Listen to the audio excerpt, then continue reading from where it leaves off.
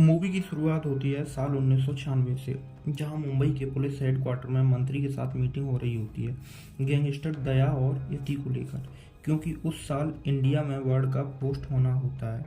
ये कुछ गड़बड़ कर सकते हैं। मेन आदमी उसमें यति होता है। उसे पकड़ने का काम पुलिस अफसर शिवम को दिया जाता है। वो यति के खास आदमी राणे को पकड़ लेता है। उससे पूछताछ में पता चलता है आंध्रा और तमिलनाडु बॉर्डर पर एक गांव है रत्नागिरी। वहाँ मुर्गा नाम का एक तस्कर है जो समुद्र से ही माल उठवा लेता है। 3 महीने पहले यति वहाँ गया था, तब से वापस नहीं आया। शिवम रत्नागिरी जाता है। वहाँ के डीएसपी तुलसी से मिलकर कहता मैं तस्कर हूँ, मेरा माल आना है, उसको तुमको निकलवाना है। पता चलता है मुर्गा मर चुका है, तो मैंने सोचा तुमसे माल निकलवा लूं क्योंकि तुम उसके पार्टनर थे। तब डीएसपी बताता है समुद्र से माल ना तो मैं और ना ही मुर्गा निकालता है। ऊपर पहाड़ों पर जो 4 गांव बसे हैं, उस पूरे इलाके को लाल समुंदर कहते हैं। वो लोग ही माल निकाल के लाते थे। वहां जाओ और भैरा से मिलो जाके। तुलसी समझ गया था ये पुलिस वाला ही है। कहता है एक पुलिस वाला दूसरे पुलिस वाले को नहीं पहचानेगा।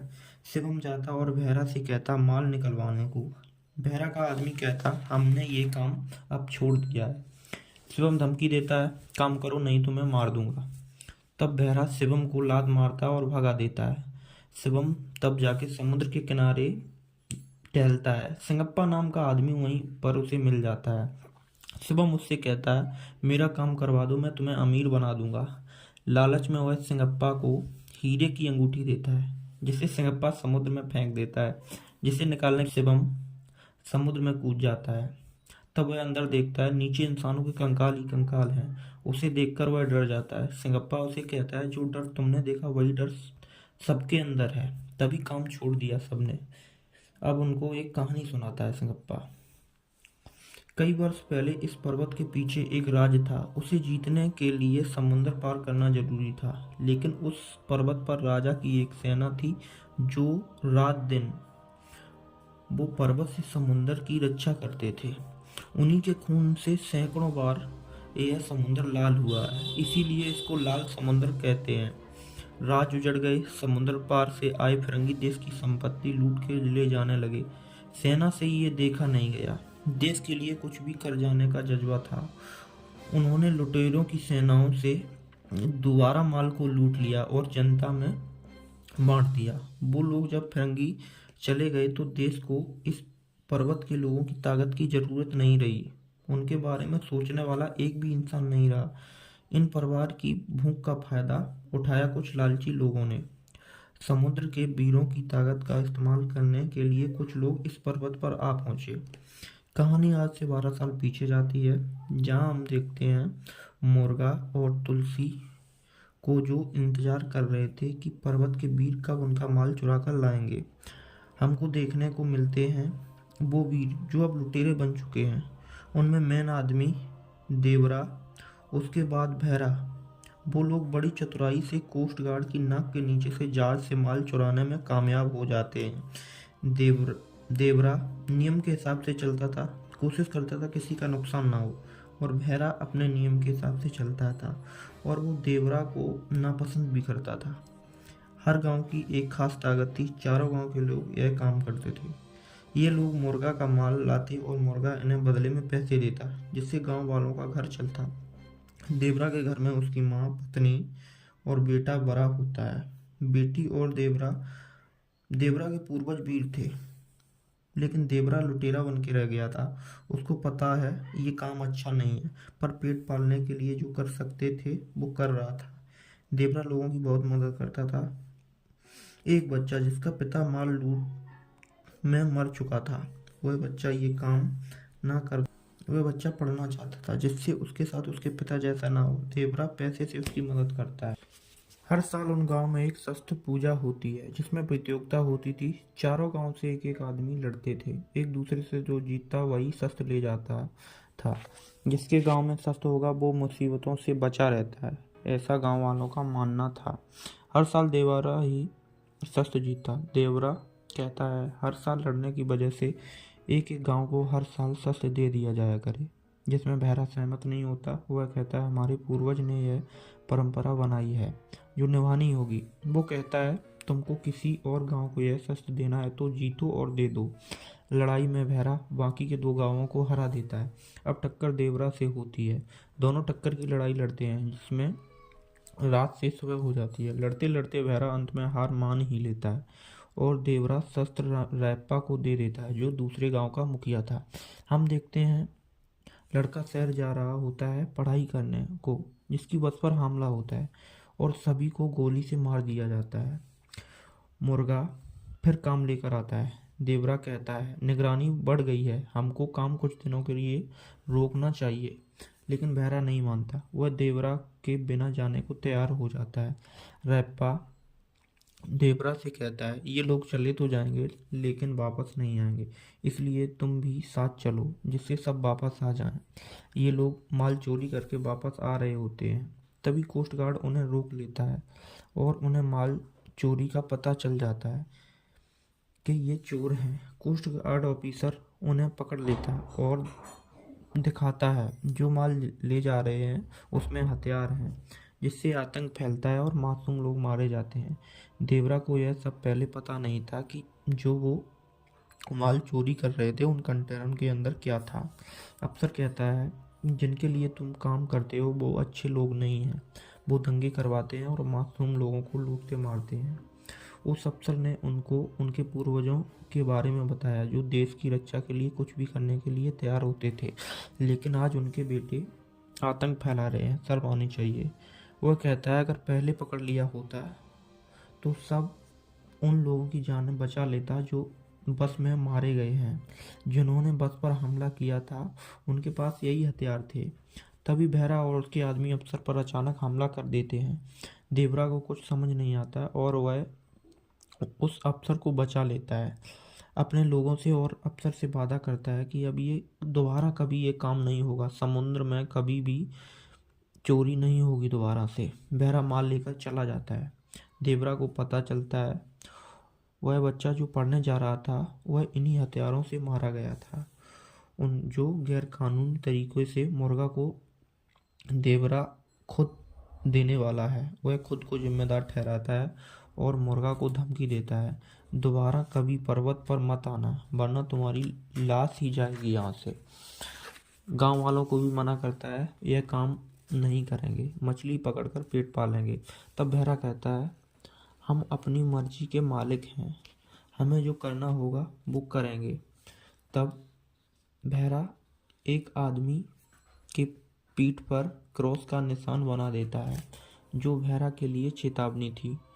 जो मैंने बोल दिया वही होगा, अगर किसी ने बात नहीं मानी तो हाल बुरा होगा, ऐसा देवरा सभी से कहता है। अब देवरा बहरा एक दूसरे के विरोधी हो गए थे। अब कोई भी अगर समुंदर में गलत काम करने जाता तो देवरा उसकी पीठ पर क्रॉस का चिन्ह बना देता था काट के। सब देवरा से डरने लगे हैं। उसका गांव में खौफ फैल जाता है। रैप्पा की एक बहन पद्मा होती, जो देख नहीं सकती थी, जो सोचती थी कि वह अपने भाई पर बोझ है। वह खुदकुशी करने समुद्र में जाती है। बहरा उसे बचा लेता है। पद्मा की शादी बहरा अपने भाई से कराने को राजी हो जाता है और प्लान बनाता है देवरा को मारने का। उस शादी के बहाने देवरा को पहले प्लान से मदिरा पिलाता है, जिससे वह होश में ना रहे और मारा जाए। तब देवरा शराब पी लेता है। तब वह देवरा को खबर करता है कि समुद्र में कुछ लोग गलत काम करने जा रहे हैं। तो देवरा वहां जाता है समुद्र की रक्षा करने को, लेकिन वहां कोई नहीं होता। तभी बहरा के आदमी आ जाते और देवरा को मारने के लिए। देवरा सभी को मार के निपटा देता है, नशे में भी। फिर भी समुंदर आज फिर से समुंदर लाल हो गया था। जब गांव वाले आते हैं, देखते हैं हर जगह लाशें पड़ी हैं, लेकिन देवरा नहीं था। वहां पत्थर पर लिखा था, साहस की सीमा पार करने वाले। मुझे लगा था मैं अपनों को समझाकर उनकी सोच बदल दूंगा, लेकिन तुम्हारे अंदर यह राक्षस बहुत भयानक हो गया है। अगर रोज दिखता तो ना तुम देव से डरते ना दानव से। अब अनदेखा डर बन के लाल समुंदर की रक्षा करूंगा, तुम सबसे दूर रहकर। अगर इस डर को पार करके समुंदर पर गलत काम करने उतरोगे तो मैं उसे चीर दूंगा। सिंगप्पा बताता है देवरा को जाए हुए 2 साल बीत चुके थे।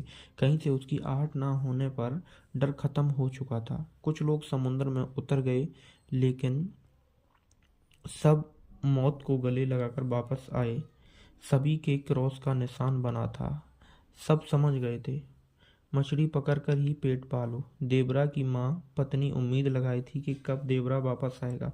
देवरा को वापस लाने के लिए भैरा ने शस्त्र के खेल को मौत का खेल बना दिया ताकि देवरा उसको रोकने आए, पर वो फिर भी नहीं आया।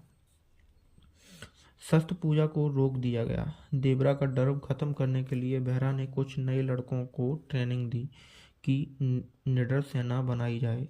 भैरा की इस सेना का लक्ष्य देवरा को मारना है। देवरा को मारने लोग गए थे तो उसमें पूर्वी गांव का मुखिया भी गया था जो मारा गया था। अब उसका बेटा जो बड़ा हो चुका था वह देवरा को मारने के लिए बेचैन था। कब देवरा को मारूंगा।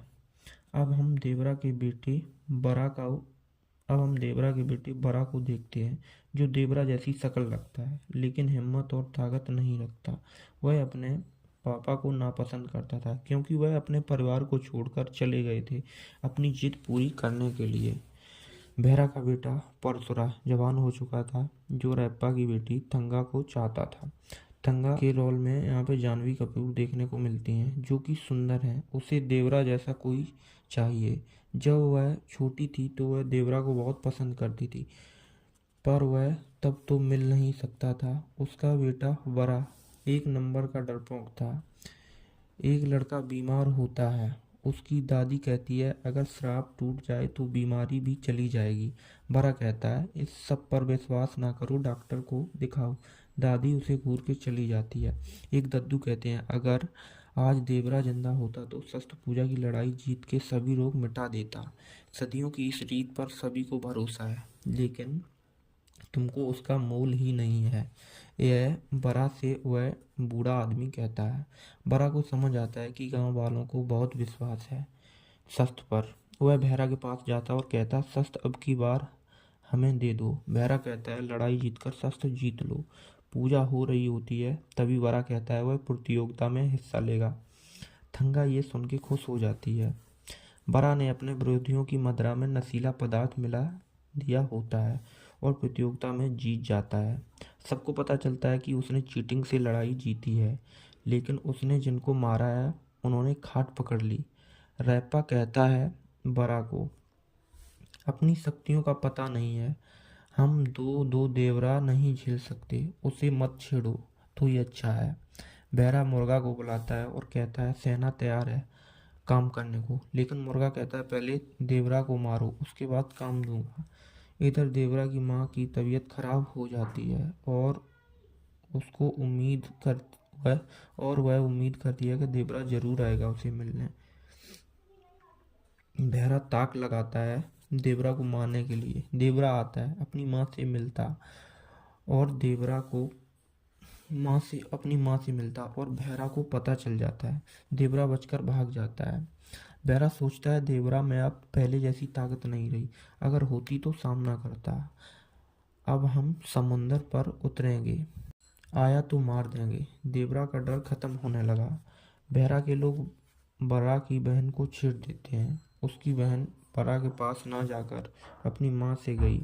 उसे पता था बरा कुछ नहीं कर पाएगा, इसलिए वह बरा के पास नहीं गई। लेकिन बरा जाता है और गुंडों के पास और मदरा पीकर बहुत मारता है। सिंगप्पा कहता है तुमने कल जिनको मारा उसमें एक आदमी मर गया। दूसरा आदमी कहता तुम अपनी शक्ति नहीं जानते और हम भी उसे नहीं पहचानते। तुम में देवरा का खून है। बहरा से जाता और माफी मांगता। मैं मच्छर नहीं मार सकता, किसी को क्या मार से ही एक हूँ। बहरा कहता अगर तुम हम में से एक हो तो आज रात माल लूटने हमारे साथ चलो। असल में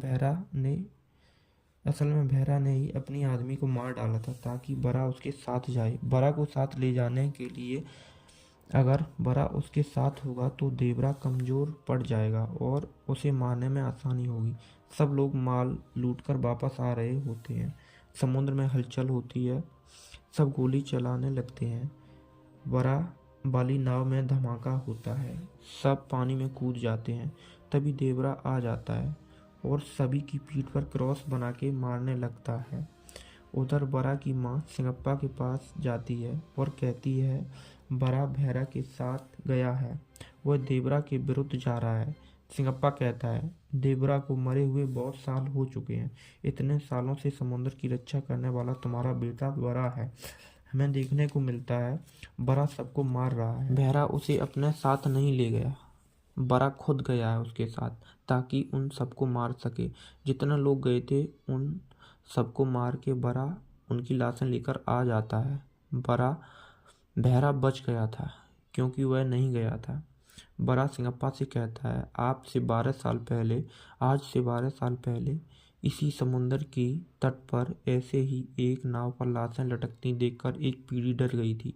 आज इनको देखकर एक पीढ़ी फिर डर जाएगी। वह एक काम यह करना होगा, अगर देवरा की कहानी जिंदा रखनी है तो मेरे पीठ पर भी क्रॉस का निशान होना चाहिए। सिंगप्पा से निशान बनाने को वह कहता है लेकिन वह नहीं बनाता। वह अपने हाथों से खुद ही निशान बना लेता है। शिवम सिंगप्पा से पूछता है कि देवरा को किसने मारा।